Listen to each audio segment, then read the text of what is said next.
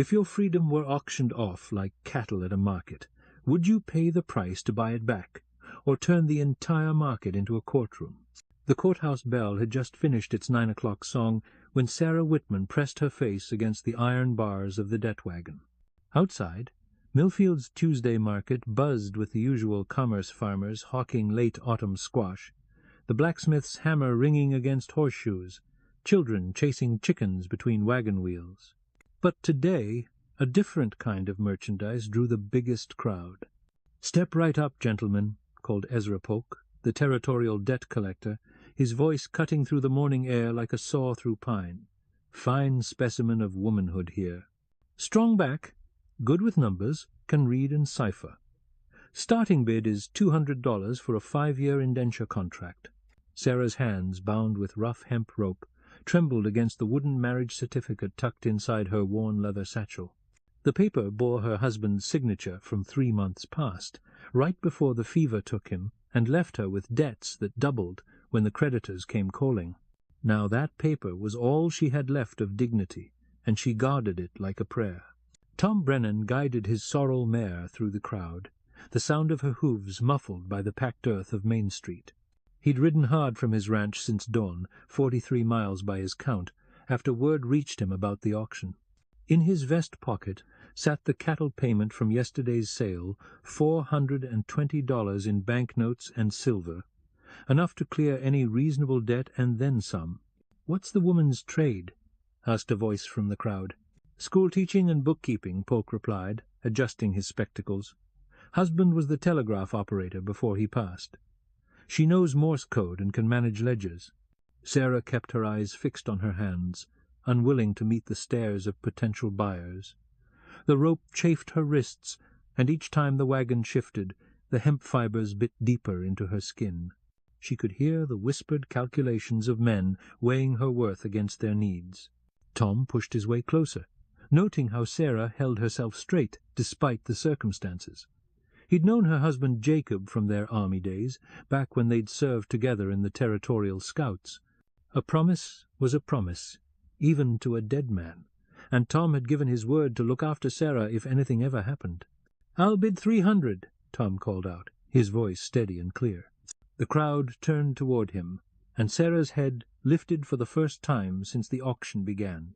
She recognized him now, Tom Brennan, Jacob's friend, the rancher who'd sent venison when Jacob took sick. Her fingers found the marriage certificate again, and she pulled it halfway from the satchel before tucking it back inside. 300 from the gentleman with the sorrel mare, Polk announced. "Do I hear 350? A man in a wool coat raised his hand. 350. Name's Henderson.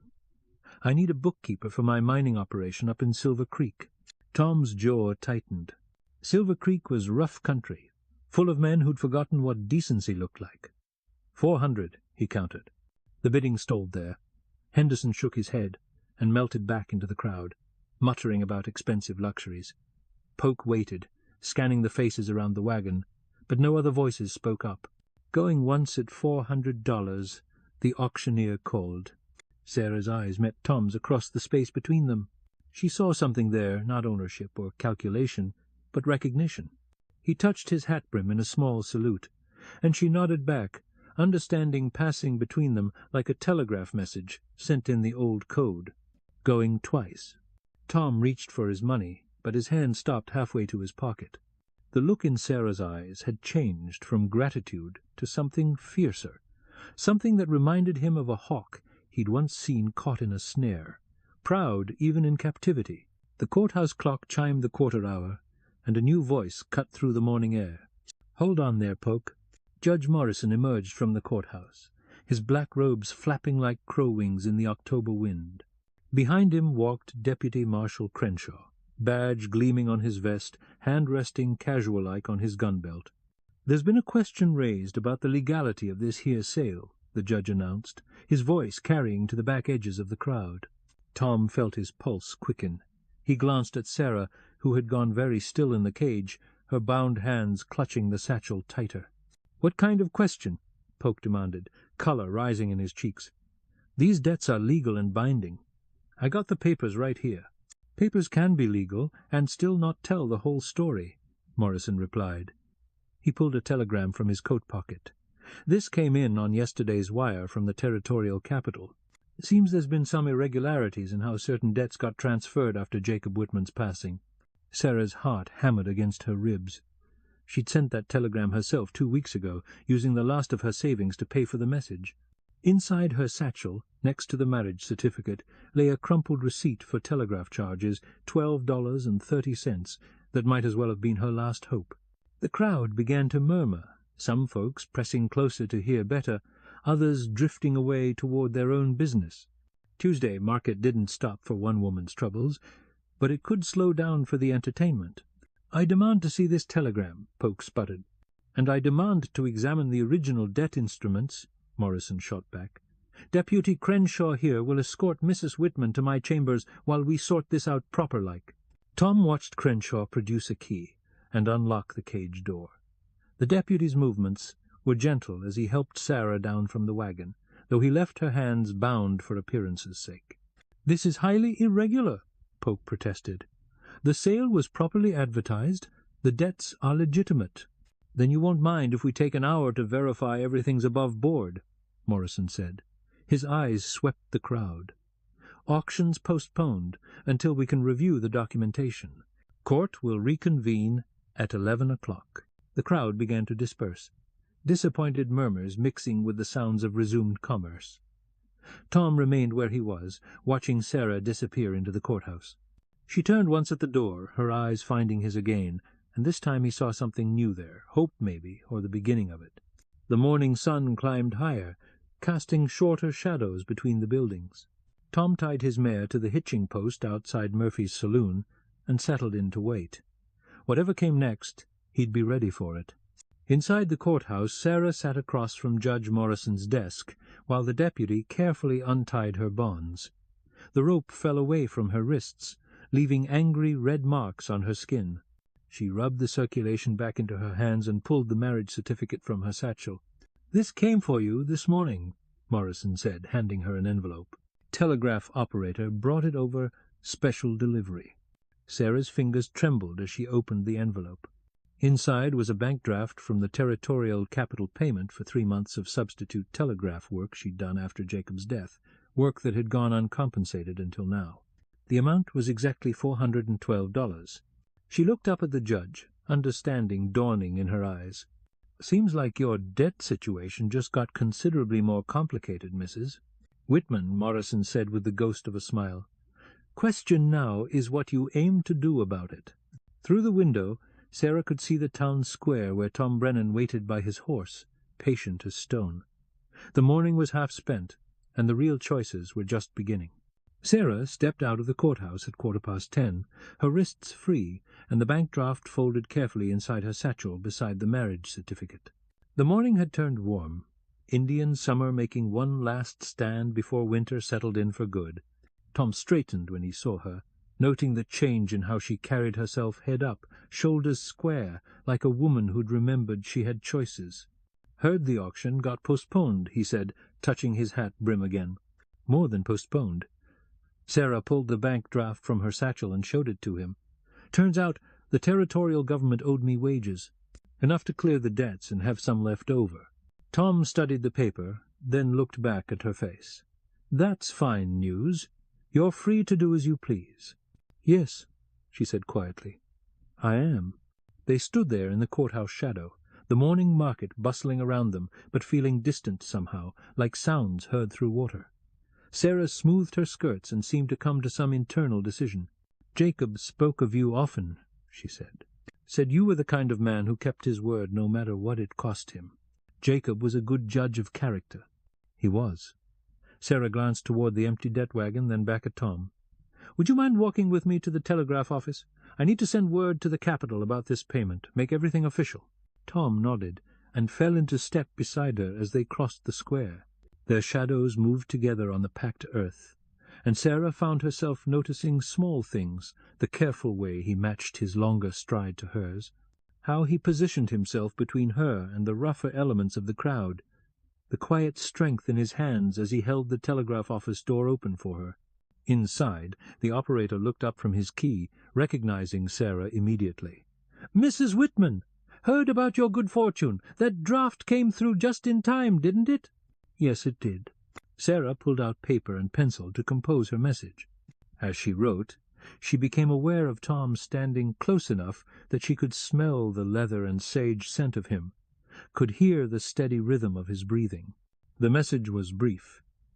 Debts cleared, stop. Grateful for payment, stop. Available for future. Work, stop. She counted out the transmission fee, $2.15, from the small collection of coins in her pocket. When they emerged from the telegraph office, the courthouse bell was chiming the half-hour. 30 minutes until Polk would discover his auction had evaporated along with his commission. "I suppose I should thank you," Sarah said, as they walked back toward the courthouse, "for being willing to bid on me. That couldn't have been easy money to spend." Tom stopped walking and turned to face her fully. "Sarah, I want you to know something. If I'd won that auction, the first thing I would have done was tear up those indenture papers. No woman should be bought and sold like livestock, no matter what the law says about debts."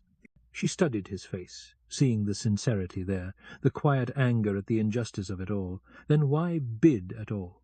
"Because I knew you, and I knew what kind of men might be bidding against me. Sometimes you do a wrong thing for a right reason." Sarah nodded slowly, understanding more than he'd said aloud. She pulled the marriage certificate from her satchel and looked at it, Jacob's signature, her own, the witness marks from their wedding day 2 years past. Then she folded it carefully and tucked it away again. "I've been thinking," she said, "about what comes next.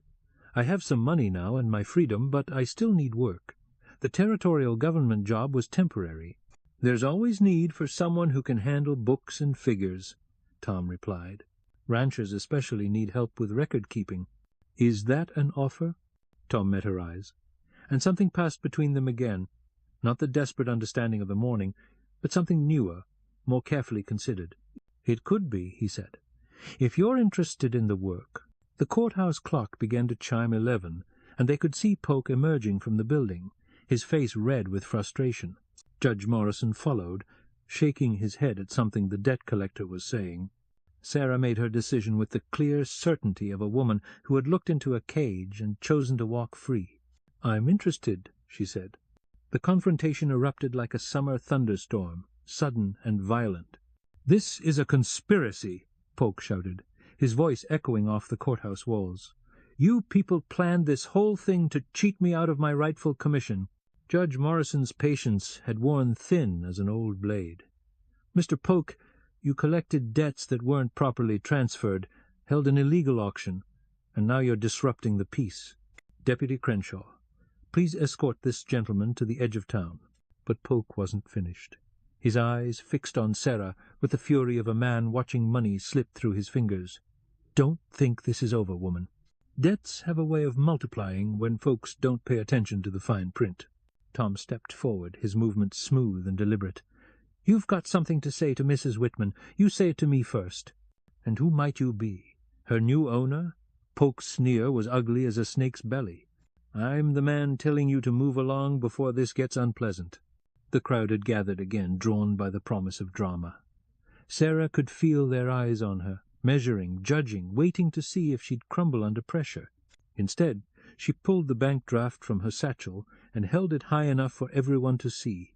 "Mr. Polk," she said, her voice carrying clearly across the square, "your services are no longer required. The territorial government has settled my account in full." Polk's face went purple.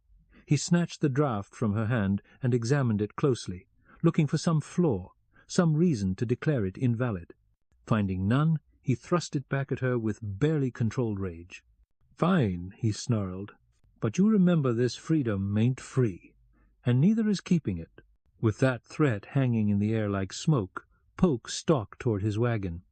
The crowd began to disperse, disappointed that the morning's excitement had fizzled into paperwork and legal technicalities. Tom watched Polk drive away, noting how the man's shoulders stayed rigid with anger, even as his wagon disappeared down the main road. Men like that didn't forget slights easily, and they usually had friends in low places. "Think we've seen the last of him?" Sarah asked. "No," Tom replied honestly. But that's tomorrow's worry. Today, you're free." They walked together toward the livery stable where Tom had left his horse, the October sun warm on their faces despite the morning's drama. Sarah found herself studying him from the corner of her eye, the weathered hands that spoke of hard work, the careful way he moved through the world, like a man who'd learned to watch for trouble, but didn't go looking for it. "About that job," she said as they reached the stable, "what exactly would it involve?" Tom considered his words carefully. Bookkeeping mainly, tracking cattle sales, supply purchases, payroll for the seasonal hands. "The ranch does well enough, but the paperwork side of things has gotten away from me." "And living arrangements?" The question was practical, but Sarah felt heat rise in her cheeks asking it. "There's a small cabin about a quarter-mile from the main house," Tom said. "Built it for my foreman's family, but they moved on last spring. It's got a good stove, tight roof, and enough privacy for a woman who values her independence." Sarah nodded, appreciating both the offer and the delicacy with which he'd presented it. A job that came with proper housing and respectful distance. She couldn't have asked for better. "When would you need me to start?" she asked. "Soon as you're ready. Though I should warn you, ranch life's not easy, especially heading into winter. Supply runs to town, dealing with difficult neighbors, keeping records straight when half the hands can't read their own names." "I've handled difficult before," Sarah replied, thinking of the morning's cage, of Polk's threats, of the long nights after Jacob's death when creditors came calling with papers and demands. "I think I can manage a few cowboys and some account books." Tom smiled at that, the first real smile she'd seen from him all day. "I believe you can." The livery stable owner brought out Tom's mare, and Sarah watched him check the saddle and bridle with practiced efficiency. Everything about him spoke of competence and quiet strength qualities that had been in short supply in her life lately. "There's one more thing," she said as he swung up into the saddle, "about Jacob and the promises you might have made to him." Tom looked down at her, understanding immediately what she was asking. "Jacob asked me to look out for you if something happened to him. But looking out for someone and owning them are two different things entirely." "Good," Sarah said, "because I've had enough of being owned to last several lifetimes." She pulled the marriage certificate from her satchel one more time, looking at the paper that had defined her life for 2 years. Then, with a motion both deliberate and symbolic, she tore it in half and let the pieces fall to the stable-yard. "Some bonds need honoring," she said. "Others need letting go." Tom nodded, understanding perfectly. "I'll ride out ahead and make sure the cabin's ready. You take whatever time you need to settle your affairs in town." "I'll be along by evening," Sarah promised. "And Tom, thank you for being willing to cut the rope when it mattered." He touched his hat brim one final time, then rode out of town toward the western hills where his ranch waited. Sarah watched until he was just a speck against the horizon, then turned back toward Main Street to collect the few belongings she still called her own. The morning's cage was already being loaded onto a wagon, headed for the next town where someone else's freedom would be measured in dollars and cents. But that was somebody else's story now. Sarah Whitman walked free down the dusty street, her future unwritten and entirely her own. 3 weeks later, the first major blizzard of the season roared down from the mountains with the fury of something wild and hungry. Sarah stood at the cabin window, watching snow pile against the fence posts while she tallied the month's expenses in Tom's ledger book. The numbers told a story of careful management and modest prosperity, exactly the kind of life she dreamed about during those dark days after Jacob's death. The sound of approaching hoofbeats made her look up from the accounts. Through the swirling snow she could see Tom riding hard toward the main house, and behind him several other riders pushing their horses at a dangerous pace through the storm. Sarah grabbed her coat and ran through the drifting snow to Tom's kitchen door, arriving just as the riders dismounted in his yard. She recognized Deputy Marshal Crenshaw immediately, along with 2 men she didn't know territorial agents, by the look of their badges and serious expressions. "Mrs. Whitman," Crenshaw called out, spotting her in the doorway. "Good thing you're here. We need to talk." Inside Tom's kitchen, the warmth from the wood stove couldn't quite chase away the chill that settled in Sarah's chest as she listened to Crenshaw's report. "Ezra Polk's been busy since he left Millfield," the deputy explained. Turns out he's been running the same debt collection scheme in half a dozen territories. False papers, illegal auctions, intimidation. We've got warrants for his arrest, but he's gone to ground." "What's that got to do with Sarah?" Tom asked, pouring coffee for the lawman. One of the territorial agents, a lean man named Garrett, spoke up. "Mrs. Whitman's case was the first one where someone fought back successfully. Word got out about the bogus bank draft and the overturned auction. Other victims started coming forward." Sarah felt her stomach drop. "What do you mean, bogus bank draft?" Garrett exchanged glances with his partner. "The draft that cleared your debts? It was real enough, but the debts themselves were fraudulent. Polk had been inflating amounts, forging transfer papers, claiming authority he didn't have. You never owed anybody anything." The kitchen fell silent, except for the howl of wind outside. Sarah sank into a chair, the weight of understanding settling on her shoulders like a yoke. "So everything, the cage, the auction, all of it, was illegal from start to finish?" Crenshaw confirmed. "We've got testimony from 3 other territories where Polk pulled similar schemes. Problem is, we need you to testify at his trial, and that means testifying about what happened in Millfield, in front of a territorial court." Sarah looked at Tom, seeing her own thoughts reflected in his face. Public testimony meant publicity, questions, her private business spread across newspaper headlines. It meant reliving the humiliation of that cage, the helplessness of being sold like livestock. "There's more," Garrett said quietly. "We have reason to believe Polk's still operating. Right now, there's probably another woman in another town facing what you faced, believing she's legally bound when she's not." The wind gusted against the kitchen windows, rattling the glass. Sarah stood and walked to the stove, staring into the flames while she wrestled with the decision. "If I testify," she said finally, "what happens to Polk? Prison if we can make the charges stick. 20 years, maybe more. And if I don't? He disappears again, sets up shop somewhere else, and it all starts over with the next batch of victims." Sarah pulled the torn halves of her marriage certificate from her coat pocket. She'd kept the pieces, meaning to burn them, but never quite managing it. Now she held them over the stove's open door, watching the flames dance beneath the paper. "Jacob always said the hardest choices were the ones where you had to risk everything you'd built to do what was right," she said. Tom moved to stand beside her. "You don't owe anybody your testimony, Sarah. You've been through enough." "Have I?" She looked at the paper in her hands, Jacob's signature, her own, the witness marks from their wedding. Or is this what Jacob would have called unfinished business? She let the torn halves fall into the flames, watching them catch fire and curl into ash. When she turned back to face the lawman, her decision was clear in her eyes. "I'll testify," she said. "But I want something in return." "What's that?" Garrett asked. "When this is over, I want Polk's victim list. Every name, every town. Someone needs to make sure those people know the truth about what happened to them." The agent nodded slowly. "We can arrange that." Tom stepped forward, his voice quiet but firm. "When's the trial?" 3 weeks, in Colorado Springs." "Why?" Tom looked at Sarah, understanding passing between them like a telegraph message in the old code. "Because I'm going with her. Some ropes need cutting in public, and some fights need witnesses." Outside, the blizzard howled its fury against the windows, but inside the kitchen Sarah Whitman stood straight and free, ready to face whatever came next. She'd been caged once, and learned to break the bonds. Now it was time to make sure no other woman faced the same bars. The hardest part wasn't the decision, it was the waiting. The Colorado Springs courthouse was packed to capacity on the morning Sarah Whitman took the witness stand.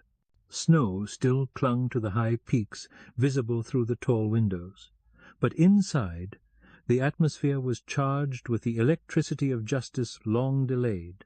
Sarah wore her best-dressed deep blue wool that brought out her eyes, and carried herself with the quiet dignity of a woman who had nothing left to hide. In the gallery, Tom Brennan sat in the front row, his presence as steady and reassuring as bedrock. "Mrs. Whitman," the prosecutor began, "please tell the court about your experience with the defendant, Ezra Polk." Sarah's voice was clear and strong as she recounted the events of that October morning in Millfield, the cage, the auction, the rope that bound her wrists. When she described being exhibited for sale, a murmur ran through the courtroom, and several women in the gallery dabbed at their eyes with handkerchiefs. Polk's defense attorney tried to rattle her during cross-examination, suggesting she'd been complicit in some elaborate fraud, but Sarah met every question with calm precision. She'd kept meticulous records of every transaction, every debt, every payment, the habits of a telegraph operator's widow who knew the value of documentation. Did you, or did you not, benefit financially from this alleged deception? The defense attorney pressed. I benefited from learning the truth, Sarah replied, that my husband's debts were legitimate, but the amounts claimed were not, that I was never legally bound to anyone, that freedom isn't something you can buy or sell, it's something you claim for yourself. The jury deliberated for less than 2 hours. When they returned with a guilty verdict on all counts, the judge sentenced Ezra Polk to 25 years in territorial prison. The gallery erupted in applause, and Sarah felt a weight she'd carried for months finally lift from her shoulders. After the trial, she and Tom stood on the courthouse steps, breathing the thin mountain air and watching the sun break through the afternoon clouds. "What now?" Tom asked. Sarah pulled a letter from her coat pocket, a job offer from the territorial government, a permanent position as a traveling auditor investigating financial crimes against women. The pay was good, the work important, and it would take her throughout the territories where Polk and men like him had operated. "It means a lot of travel," she said, "a lot of time away from the ranch. The ranch will keep. This work won't wait." Sarah nodded, folding the letter carefully. "There's something else. The territorial governor wants to establish a legal aid society for women facing debt collection. They've asked me to help organize it." Tom smiled, the same quiet smile she'd seen that first morning in Millfield. Jacob would be proud. "Yes," Sarah said, looking out at the mountains where the afternoon light caught the snow peaks like fire. "I think he would." 6 months later, Sarah Whitman's name appeared in newspapers across the territories, not as a victim, but as the woman who'd helped establish legal protections for debtors and founded the Western Territories Women's Legal Aid Society. The organization had offices in 12 towns and had successfully challenged over 40 fraudulent debt cases. Tom Brennan kept her cabin ready at the ranch, a home base she returned to between assignments. Sometimes she stayed for weeks, helping with the books and enjoying the quiet rhythms of ranch life. Other times she was gone for months, following paper trails and testifying in courtrooms, but she always came back. The rope had been cut, the market's gossip silenced, and Sarah Whitman had discovered that freedom was something you didn't just claim once. It was something you defended every day, for yourself and for others who needed the courage to break their own bonds. The mountains stood eternal and snow-capped beyond the ranch house windows, witnesses to the truth that some cages are built from lies, and the right person with the right knife can always cut the rope. If something in this story touched you, linger with us. We'll handle the rest.